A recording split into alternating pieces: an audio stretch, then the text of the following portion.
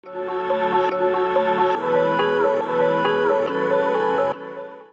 Melchizedek blessed Abraham. और यहाँ Melchizedek Abraham को आशीष देता है. Okay.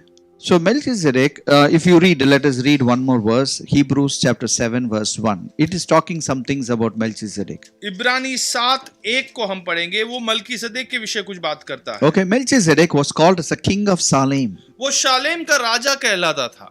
Now Salem comes from the word Shalom. और शालेम शालोम उस शब्द से आता है. He is a king by himself. He is a king. और वो स्वयं एक राजा था. Okay, then it says priest of the Most High God. So he is a priest.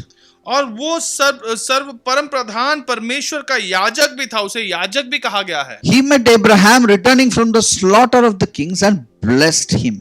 और वो अब्राहम को राजाओं को मारकर लौटते समय मिलता है और उसे आशीष देता है. To whom also Abraham gave a tenth part of all. और उसी को अब्राहम दशमांश देता है. He was also called as a king of righteousness. और वो धार्मिकता का राजा भी कहलाता था. He was called as a king of peace. और शांति का राजा भी कहलाता था. He was without father, without mother. और उसका कोई पिता न था न माता था. Why? क्यों? Everybody is dead and gone. क्योंकि सारे मरकर खत्म हो No चुके हैं. father, no mother, no brother, no sister, no children, nothing, alone. क्योंकि कोई माता नहीं, कोई पिता नहीं, कोई भाई नहीं, कोई बहन नहीं, सारे मरकर खत्म हो चुके हैं. वो केवल अकेला बचा था. No, God is not encouraging loneliness, but God has put this man in a particular way of life. और परमेश्वर अकेलेपन को प्रोत्साहित नहीं कर रहा, लेकिन परमेश्वर उसे एक ऐसी अलग से जिंदगी बिता रहा.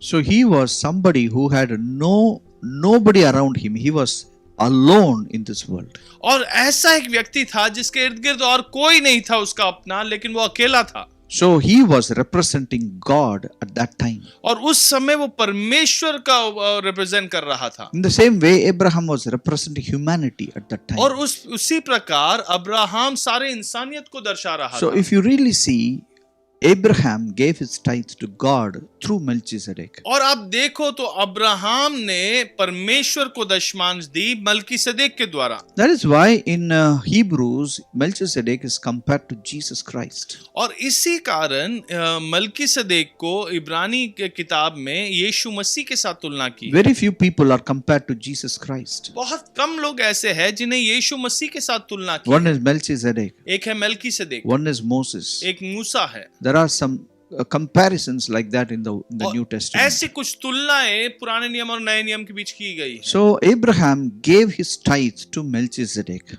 तो अब्राहम ने अपने दशमांश को मलकीसेदेक को दिया. So if you read Hebrews chapter 7 little further, it says it is Jesus who takes our tithe from us.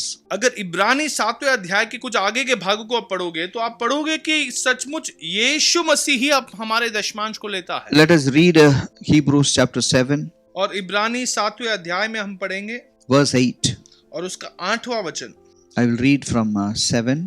7वें वचन से पढ़ूंगा. Now beyond all contradiction, the lesser is blessed by the better. Here mortal men receive tithe, but there he receives them. इसमें संदेह नहीं कि छोटा बड़े से आशीष पाता है, और यह तो मरणहार मनुष्य 10वां अंश लेते हैं, पर वहां वही लेता है जिसकी गवाही दी जाती है कि वह जीवित है.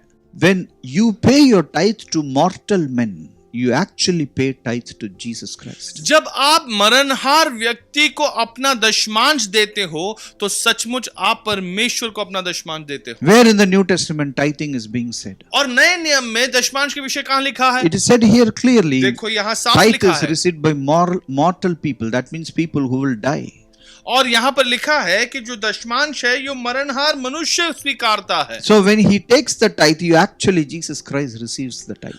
तो जब वो आपके दशमांश को स्वीकारता है तो आप सचमुच यीशु मसीह उसे स्वीकारता है. So that is why, knowing all these things, we should be very diligent in paying our tithes. तो इन सारी बातों को जानकर हमें बहुत ही संभल कर रहना है जहां पर हम अपने दशमांश देते हैं. One more thing I want to say, shame was 390 years old when Abraham was born. जब अब्राहम का जन्म हुआ था, शेम की आयु 390 साल हुई थी। Now Abraham lived 175 years. और अब्राहम 175 साल वो जिया। Now Shem lived for 600 years. और शेम 600 साल तक जिया। So when Abraham died, Shem was 465 years old. तो जब अब्राहम की मृत्यु हुई तो शेम 465 साल का हुआ था। After Abraham died, और अब्राहम के मरने के बाद Shem lived for 135 years. और उसके बाद भी 135 साल वो जिया। How is it? ये कैसी बात है? That is why it is called as he is a man without genealogy. और इसलिए यहाँ पे लिखा है कि ऐसा एक मनुष्य है जिसमें कोई वंशावली नहीं है। There is no father, no mother, no birth, no death. कोई पिता नहीं है, कोई माता नहीं है, कोई जन्म नहीं है, कोई मृत्यु नहीं है। So we think that Shem is some heavenly creature just coming in the earth and walking on the earth. तो हमें लगता है कि शेम ऐसा कोई स्वर्गीय कोई जानवर है, कोई जीव है जो यहाँ पर आकर जिया है। No, nobody is allowed to enter like that in God's kingdom. और परमेश्वर के राज्य में ऐसी कोई अनुमति नहीं है। Demonic kingdom can have such things. और शैतान के राज्य में ऐसी बातें होती है। God's kingdom, everybody is legitimately, they will enter this world only through a mother's womb. और परमेश्वर के राज्य में सारे लोग एक माँ के गर्भ से ही सही तरीके से ही वो जन्म ले सकते हैं। That is how anyone can enter this earth. और उसी प्रकार कोई भी व्यक्ति इस पृथ्वी पर जन्म ले सकता है। Melchizedek is not an angel or anyone, he is just Shem, living on this earth. और मेल्कीसेदेक कोई स्वर्गदूत या ऐसे कोई स्वर्गीय जीव नहीं है जो इस पृथ्वी पर जी रहा है, बल्कि सचमुच वो शेम है। So he lived so many years after Abraham died. तो अब्राहम के मृत्यु के पश्चात भी कई सारे साल वो जिया। Okay, we should understand the Shem story very well. So that let's come back to us. अब हम अपनी ओर वापस लौटेंगे। Galatians 3:26. गलातियों की पत्री 3 अध्याय उसका 26वां वचन। For you are all sons of God through faith in Jesus Christ. क्योंकि तुम सब उस विश्वास के द्वारा जो मसीह यीशु पर है परमेश्वर के संतान हो। When you are baptized, you actually put Christ as a dress. और तुमने से जितनों ने मसीह में बपतिस्मा लिया उन्हें मसीह को पहन लिया है। So there is no difference, no Jew, no Greek, no slave, no free, no male, no female. All are one in Christ Jesus. अब ना कोई यहूदी रहा और ना यूनानी, ना कोई दास, ना स्वतंत्र, ना कोई नर, ना नारी, क्योंकि तुम सब मसीह यीशु में एक हो। Verse 29. और 29वां वचन। I want every one of you to open Galatians 3:29. मैं चाहूंगा कि आप सब इस वचन को खोलें। गलातियों की पत्री 3 अध्याय 29वां वचन। If you are Christ, then you are Abraham's seed and heirs according to the promise. और यदि तुम मसीह के हो तो अब्राहम के वंश और प्रतिज्ञा के अनुसार वारिस भी हो। Okay, so we should understand the moment you become a believer in Jesus Christ, you automatically become a heir for all the blessing of Abraham. तो जैसे ही आप यीशु मसीह में एक विश्वासी बन जाते हो तो आप ऐसे ही आप अब्राहम के वंश बन जाते हो और उसके प्रतिज्ञाओं के सारी वारिस भी बन जाते हो। So it is something which is ours. और ये ऐसी बात है जो आज हमारी है। This is how we should live in this world. और उसी तरीके से हमें आज जीना है। We should walk in the blessing of Abraham. हमें अब्राहम के आशीषों में जीना है। Blessing of Abraham is said in one sentence, Hebrews 6:14. और इब्रानी 6:14 में अब्राहम की सारी आशीष लिखी गई With है। blessing I will bless you, with multiplication I will multiply you. और आशीष के साथ तुझे आशीष दूंगा और बहुगुनी होकर तुझे और बढ़ोतरी दूंगा। This is the blessing of Abraham. यही अब्राहम की आशीष है। To walk in this blessing, I need to become a covenantal partner with God. और इस आशीष में चलने के लिए परमेश्वर के साथ मुझे वाचा का भागीदार बनना होगा। We are already covenantal partners. हम पहले से वाचा के भागीदार How हैं। do we remind ourselves? हम कैसे अपने आप को याद दिलाएं? We take part in the bread and the cup. हम इस रोटी और दाखरस से भाग लेते When हैं। you take part in the bread and the cup, we do what Abraham did. We pay our tithe. और जब हम रोटी और दाखरस से भाग लेते हैं उसके पश्चात हम वही करते हैं जो अब्राहम ने किया और वो है कि हम अपना दशमांश देते हैं। Every time we meet as the kingdom of God, as the church, we actually take part in the bread and the cup.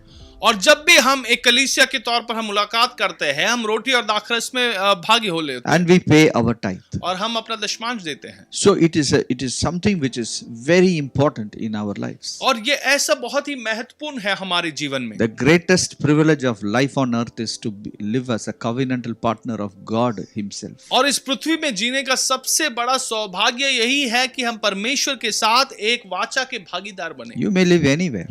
आप चाहे कहीं पर भी क्यों ना रहते हो, You may live in the hut, in a smallest hut in this city, शायद आप इस शहर के सबसे छोटे झोपड़ी में क्यों ना रहते हो, and you can be the most uneducated person in this city. और इस शहर के सबसे बड़े अनपढ़ व्यक्ति आप ही हो, You may be the most untalented, useless person of the city. और शायद इस शहर के सबसे बेकार व्यक्ति भी आप ही हो। There is no Jew, there is no Greek. लेकिन कोई यहूदी नहीं है, कोई There is यूनानी no नहीं, rich, there is no poor. कोई धनी नहीं है, कोई गरीब नहीं है, There is no up, there is no down. कोई ऊपर नहीं है, कोई नीचे नहीं है। We all are one in Christ.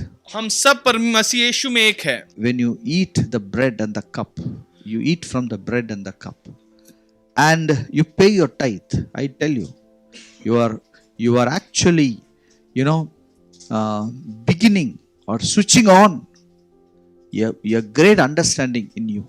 और जैसे ही आप इस रोटी और दाखरस से भाग लेते हो और आप अपने दशमांश को अर्पित करते हो, तो सचमुच परमेश्वर की इस वाचा की शुरुआत आपके जीवन में हो जाती है। This understanding will not allow you to keep quiet. और ये जो समझ है, ये आपको चुप रहने की अनुमति नहीं देगा। It will propel you into the right direction. वो सही दिशा में आपको आगे बढ़ाते जाएगा। In fact, God doesn't require all our money. और सचमुच परमेश्वर को हमारे कोई पैसों की जरूरत नहीं है। God is interested in you and your family. परमेश्वर आप में और आपके परिवार में रुचि रखता है। This is how God works with you. और इसी तरीके से परमेश्वर आपके जीवन में कार्य करता है। I have some good friends, they don't pay tithe. और मेरे कुछ अच्छे मित्र हैं, वो कोई दशमांश नहीं देते। Their reasoning is like this. और वो इस प्रकार वो कारण बताते हैं। There are many people who are taking this tithe, they are misusing the whole tithe. और वो कहते हैं कि बहुत से लोग हैं जो इस दशमांश को लेकर वो गलत काम के लिए इस्तेमाल करते हैं। But you have to understand, some things are very clear in the word of God. और आपको इस बात को समझना है, कुछ बातें बड़े साफ लिखी है परमेश्वर के वचन में। When you pay your tithe, it is only 2 people are involved in that. जब आप दशमांश देते हैं, केवल 2 लोग इसमें जुड़े हुए हैं। First is you, पहले हो आप, second is Jesus. और दूसरे हो यीशु मसीह। There is an intermediary human being, he may be there. और उसके बीच में एक इंसान जरूर है। He may be the person who represents Melchizedek for Abraham in your life. और वो शायद से वो व्यक्ति है जो मलकीसदेक को दर्शाता है जो आपके जीवन में। We are not looking at what Melchizedek did. हम ये नहीं देख रहे कि मलकीसदेक ने क्या किया। The covenant is not between Melchizedek and Abraham. और ये जो वाचा है, ये मलकीसदेक और अब्राहम के बीच नहीं It's है। between God and Abraham. और ये वाचा परमेश्वर और अब्राहम के बीच There is है। always a human agent who will be in the middle. और हमेशा एक इंसान यहाँ बीच में जरूर होता है। They should not discourage you into not paying your covenantal tithe to God. और ये आपको निरुत्साह न कर दे कि आप अपना दशमांश परमेश्वर को दे। In fact, nobody can ever stand in that place, because it is because of grace. If somebody is standing, they are standing. सचमुच कोई व्यक्ति उस जगह पर खड़े नहीं रह सकता, लेकिन करुणा के कारण ही वो वहां पर खड़ा है। So we should always understand that we should take part in the covenantal understanding all the time. और इसलिए हमें समझना है कि हमें परमेश्वर की इस वाचा में हमेशा जुड़े हुए रहना है। So if you are listening to me, तो अगर आप मेरी बातों को सुन रहे हो and you are having a question, please be in touch with me. और कोई सवाल आपके जीवन में है, तो मेरे संपर्क में आप बने रहे। If you don't have any question, I want every one of you to pay your tithe to your spiritual father who represents Melchizedek for Abraham. तो अगर आपके जीवन में कोई ऐसे सवाल नहीं है, तो मैं चाहूंगा कि आप सब अपने आत्मिक पिता जो मलकीसदेक को दर्शाता है आपके जीवन में, उसे दशमांश दे। There are times where people do not know where to give.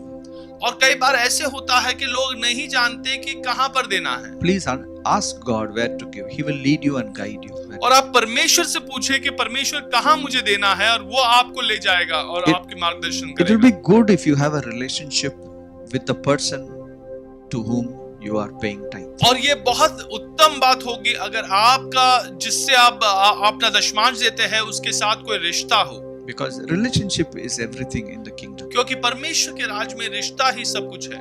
Okay, so if you don't have any doubts, I encourage you to be very diligent. Don't be sluggish in any of these things. और अगर आपके जीवन में कोई शंका नहीं है, कोई सवाल नहीं है, तो मैं आपको प्रोत्साहित करूंगा कि आप इस वाचा के साथ जुड़ जाएं। Because if you're sluggish, you may not inherit the promises due for you. क्योंकि अगर आप आलसी बन जाओ तो आप आपके जीवन में जो आशीष परमेश्वर ने रखे हैं उसको आप प्राप्त नहीं कर पाओगे। Definitely we will go to heaven. There is no doubt about निश्चित it. तौर पर हम स्वर्ग तो जाएंगे ही, उसमें कोई शक नहीं है। Our aim is not to go to heaven. हमारा लक्ष्य केवल स्वर्ग पहुंचना नहीं है। Okay, when Jesus Christ left heaven and came on this earth, that means something is there on earth. जब यीशु मसीह ही स्वर्ग छोड़कर पृथ्वी पर आया तो उसका अर्थ यह है कि पृथ्वी में कोई बात है। We are here to establish His kingdom on this earth. हम यहाँ पर यीशु मसीह का राज्य इस पृथ्वी पर लाने के लिए है। So everybody who is born again, who has connected to Jesus, will go to heaven. तो हर एक व्यक्ति जिन्होंने नया जन्म लिया है वो यीशु मसीह के साथ संपर्क में रखता है और वो जरूर स्वर्ग जाएगा। Definitely you should be accomplished to bring His kingdom on this earth. निश्चित तौर पर परमेश्वर के राज्य इस पृथ्वी पर लाने के लिए हमें उस कार्य पूरा करना As है। you have heard this message, जैसे आपने इस वचन को सुना है, I want to bless you मैं आपको आशीष देना चाहता हूँ। with the same blessing which was upon Abraham. वही आशीष जो अब्राहम पर थी वो उससे मैं आशीष देना चाहता May the Lord bless you with His blessing. हूँ। परमेश्वर आपको उसकी आशीष से आशीष दे May the Lord multiply you with multiplication. और आपको बहुगुनी बनाए और बढ़ाता जाए। May each and every one of you become an Abraham of this generation. और आप में से हर एक इस पीढ़ी का अब्राहम बने। If Abraham had lived a particular type of life, I want every one of you to live the same life. अगर अब्राहम एक तरीके का जिंदगी वो बिता रहा था तो मैं चाहूंगा कि आप सभी भी उसी तरीके का जिंदगी बिताएं। Yes, you need not live a small life. आपको कोई छोटी जीवन बिताने की जरूरत नहीं। Abraham lived a large life, Abraham एक बड़ी जीवन बिता रहा था, a king-sized life, एक राजा के समान जी रहा था, a significant life, बहुत ही महत्वपूर्ण जीवन a life which was influencing the nations for God. और ऐसा एक जीवन जो कई सारे देशों पर प्रभाव डाल रहा था परमेश्वर के लिए। 9 nations knew, 9 countries knew that here is a man of God. और 9 देश अब वहां पर जान चुके थे कि यहाँ पर परमेश्वर का एक दास है। You read Genesis chapter 14. आप उत्पत्ति के 14वें अध्याय को पढ़ें। He is challenging the king of Sodom.